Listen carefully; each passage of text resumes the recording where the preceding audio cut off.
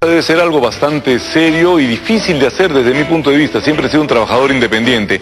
Pero trabajar para alguien, para completar, no sé, su objetivo, en primer lugar, saber hasta dónde somos importantes para esa persona. Una manera de decirnos cuán importantes somos es el sueldo que recibimos, pero a veces vemos que otra persona que trabaja al lado nuestro, trabaja un poco menos y recibe más dinero, lo cual nos pone un poco inconforme.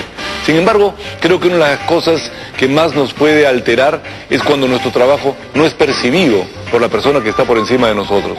Sencillamente trabajamos y somos entes que entramos y salimos de una oficina o de una fábrica. Hasta el momento en que nuestro jefe llega y nos dice, oye, muy bien esto que hiciste, y nos da una pequeña palmadita.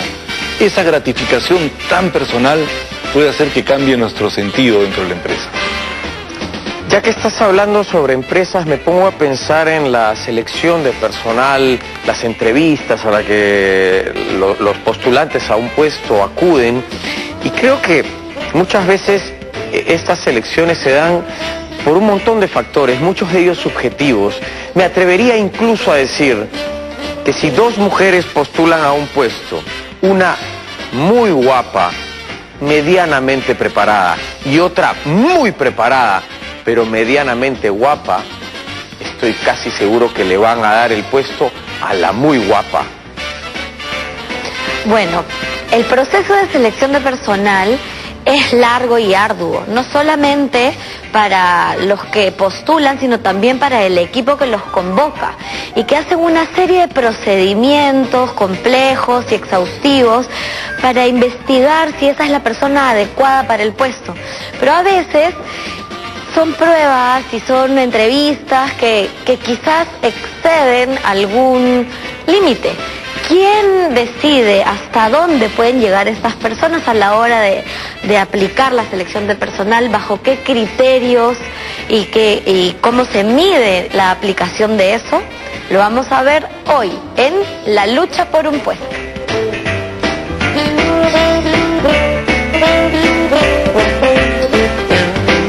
No sé muy bien qué va a pasar, ¿no? Y porque es un tema que me interesaba, el de la obra, digo, porque por esta razón y porque siempre yo cuestionaba a veces algunos métodos, algunas cuestiones que se hacían en administración que eran para mí una forma de sacarle plata a las empresas, de repente algunas consultorías, ¿no? Algunos son efectivos pero otros no necesariamente tantos, entonces hasta qué punto los procesos que se utilizan en las empresas no son formas de alimentar el ego de quienes manejan las empresas o hasta qué punto son realmente necesarios o no, ¿no? Entonces era una duda que siempre tenía yo y que creo que esta obra responde. Bueno, les voy a presentar a nuestra siguiente invitada, y es María Isabel Cigüeñas Espinel, es socia y gerente general de innovación empresarial, licenciada en psicología social y hace más de 14 años trabaja como consultora en recursos humanos. ¿Qué tal, María Isabel? Hola, ¿qué tal? Bien, ¿y tú? Bien, contenta. María Isabel, tú tienes tiempo trabajando en recursos humanos. ¿Las cosas han cambiado mucho? ¿Hacia dónde estamos yendo? ¿Cómo está el panorama? ¿Cómo funcionan las cosas? Bueno, sí, este año cumplimos 15 años en la consultora y nuestra unidad de negocio principal justamente es el reclutamiento y selección de personal. Así que bueno, he podido ver algunos cambios a lo largo de estos años. Como menciona Sergio, al comienzo de pronto el tener tales conocimientos específicos, tales especializaciones, pero esto poco a poco ha sido más difundido, ¿no? Ahora tener una maestría, tener un diplomado es algo muy común y entonces eso no va a ser tu factor diferencial, ¿no? Entonces empiezan a haber otros temas que tienen que ver con tus competencias interpersonales, de liderazgo, que son las que tenemos que tomar en cuenta a la hora de seleccionar a alguien, ¿no? Y es un poco radical decir que un bonito cuerpo le gana a un bonito currículum, o es o no se da. Hay una serie de mitos y hay una serie de prejuicios hacia los procesos de selección. En la obra se hace una sátira muy buena en realidad al proceso y es cierto que para algunas posiciones los clientes te exigen que la persona tiene que tener muy buena presencia. El tema es cómo se define esa buena presencia y es allí donde puede haber un tema de discriminación, ¿no? O sea, cuando solo es presencia, ¿no? Bueno, normalmente no es solo presencia, normalmente te piden que tenga una buena presencia, experiencia en tratar al cliente o que de repente sea bilingüe, si es que va a trabajar, por ejemplo, en un hotel, ¿no? Claro. Entonces se conjugan una serie de temas, ¿no? Ahora, sí es cierto que en algunas compañías o algunas personas que toman la decisión final se dejan llevar por alguna buena impresión, ¿no? De repente, como tú dices, hay dos candidatos, digamos, muy similares, con muy buenas características, pero van a optar probablemente por el que le cae mejor, ¿no? Cosas que son difíciles de evaluar, ¿no? Pero quizás química con el entrevistador.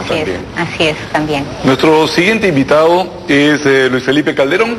Él es psicólogo, tiene maestrías en administración, en educación de ejecutivos, en sistemas y actualmente está estudiando un doctorado en Grenoble de administración de empresas familiares.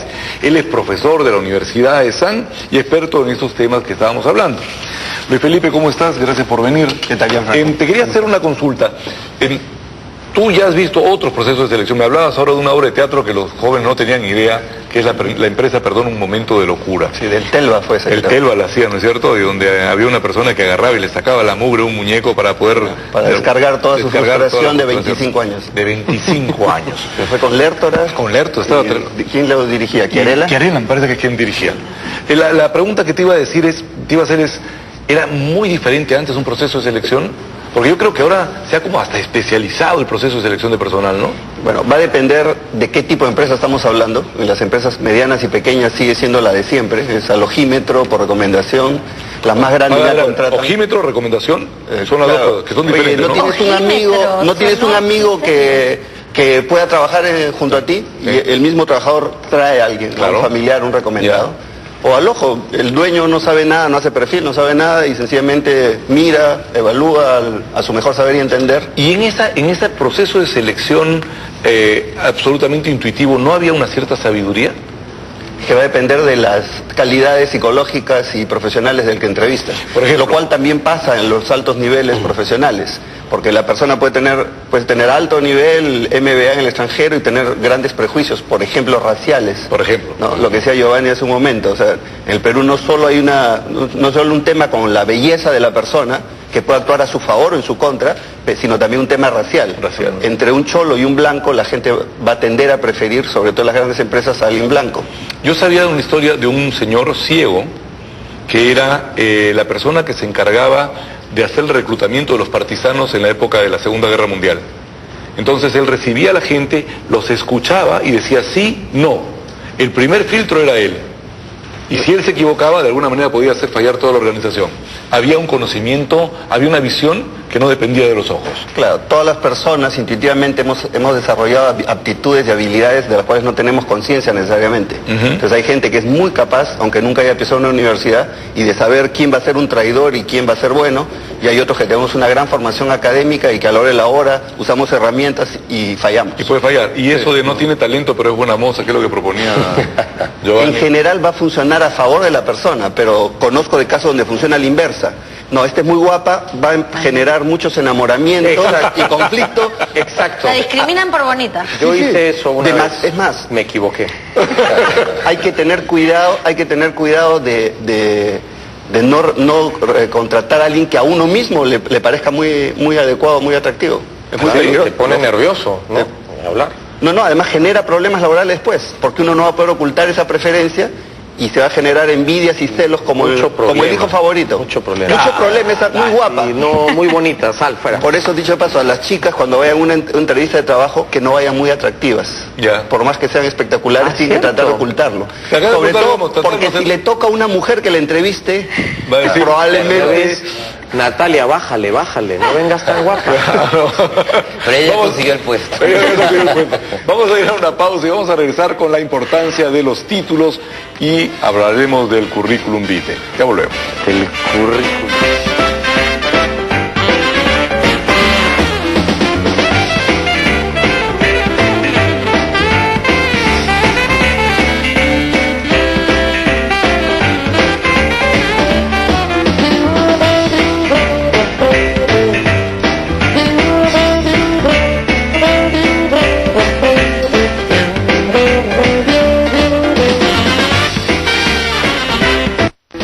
Hay otros programas ya para personas con más experiencia y sí hay esta necesidad que el mercado ha creado de tener especializaciones para que seas más competitivo y tu currículum pese más. Pero digamos, de alguna manera, antes ese proceso de maestría se basaba en la experiencia. Es decir, tú entrabas con un nivel cero, tus estudios universitarios y la experiencia te iba creando una maestría realmente. De alguna manera, en la formación medieval, el maestro Claro. era la persona que había adquirido, había pasado por todo un proceso, ¿no?